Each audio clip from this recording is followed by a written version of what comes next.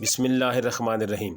ہر سال کی طرح اس بار بھی 14 اگست 2025 انجمن حمایت اسلام دارالشفقت ملتان روڈ لاہور میں ملی جوش و جذبے کے ساتھ منایا گیا۔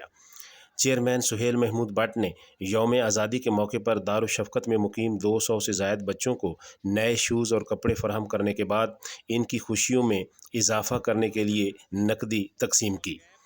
یہ ایک حقیقت ہے کہ دارالشفقت میں مقیم بچوں کو تعلیم، صحت، رہائش، لباس اور خوراک کی جو سہولیات فراہم کی جاتی ہیں، ہمارے معاشرے کے بہت سے دوسرے بچوں کو ان کے گھروں میں بھی یہ سہولیات میسر نہیں۔ سہیل محمود بٹ دارالشفقت کو پاکستان کا مثالی ادارہ بنانے کے لیے سرگرم عمل ہیں۔